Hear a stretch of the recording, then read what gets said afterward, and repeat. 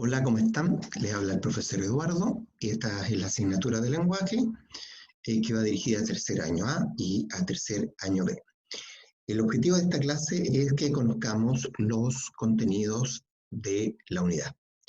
La unidad se llama Información a la carta y los principales contenidos que vamos a ver son los siguientes. La carta, obviamente, concordancia gramatical, terminación, cito, cita y uso de la coma. ¿Qué vamos a ver de la carta? De la carta vamos a ver que es un texto informativo, que tiene una estructura determinada como todos los textos en el lenguaje lo tienen. Ahí lo podemos observar con sus nombres. Esto lo vamos a ver en detalle cuando nos corresponda esta clase. Ciudad, fecha, saludo, cuerpo, despedida y nombre o firma. A veces llevan postdata. También vamos a aprender a llenar el sobre. Vamos a comprender cartas y al igual como lo hicimos en la noticia, vamos a comprender cartas leídas y escuchadas porque también es muy importante la comprensión auditiva. En las cartas vamos a incluir una carta de corte histórico, es decir, una carta relevante en la historia, en este caso de la humanidad, y lo vamos a poder relacionar con la asignatura de historia, con el tema de análisis de fuentes. El proyecto para esta unidad va a ser la redacción de una carta. La idea es que partamos en esta primera clase con la planificación y terminemos al término de la unidad con una carta escrita en forma perfecta. Para esto tú vas a tener que ser respetuoso y seguir las instrucciones que yo te voy dando. No te tienes que apresurar. Si en esta clase yo te digo, en la primera clase yo te digo, escribe a qué le vas a redactar una carta y dime 5 puntos que les quieres contar, solamente eso tienes que hacer, ¿ya? Por lo tanto, yo voy a esperar que me llegue eso y no una carta redactada.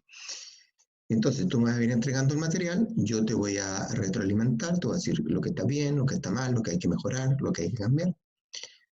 A la siguiente semana me la envías nuevamente y así vamos a seguir hasta llegar a una carta escrita en forma perfecta, congruente, con buena cohesión, sin falta ortográfica.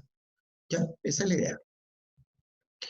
Vamos a ver también la concordancia gramatical entre artículo, sustantivo y adjetivo. Esta concordancia tiene que ser en género y número, es decir, género en masculino, femenino y en número singular o plural.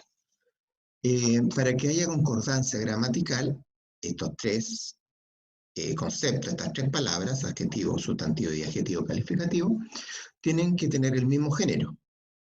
Si es masculino, las tres tienen que ser masculinos. Tienen que tener el mismo número. Si es singular, los tres tienen que ser singular. Por ejemplo, en el caso que está acá, las coches rojas, obviamente eso suena mal. ¿Por qué? Porque no hay concordancia. Las, el artículo está en plural femenino, coche está en singular masculino y el adjetivo roja está en femenino singular. Por lo tanto, no hay concordancia.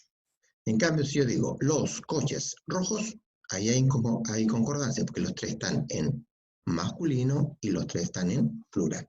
Eso lo vamos a ver con detalle en una clase.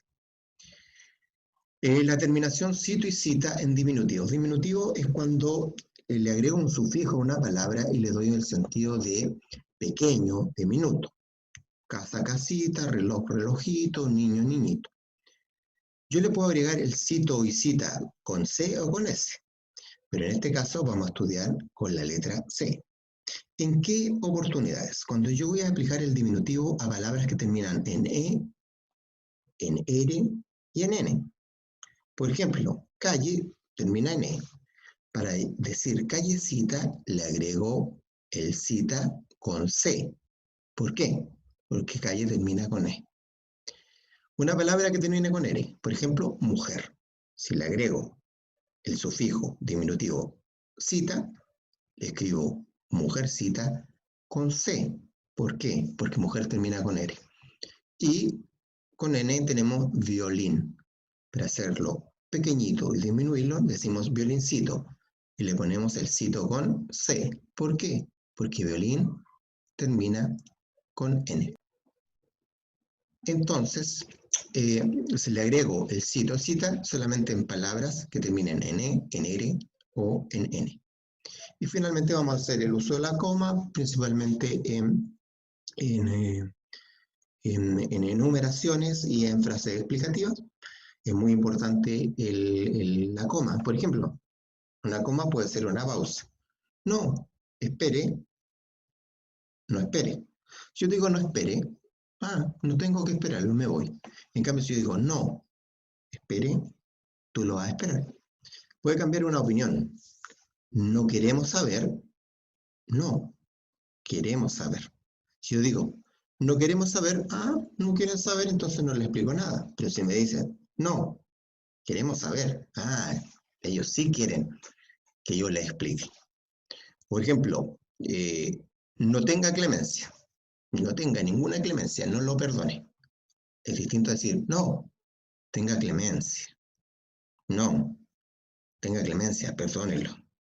¿Ya? Entonces, al término de esta unidad, sabremos escribir mucho mejor, usar mejor la coma, saber bien qué es una carta, comprenderla mejor y todo eso. Ojalá que esta unidad te motive, ¿cierto? Vamos a tener hartas actividades ahí entretenidas para que después de esta unidad escriban mejor, comprendan mejor y hablen mejor. ¿Ya? Lo estamos viendo. Que estén muy bien.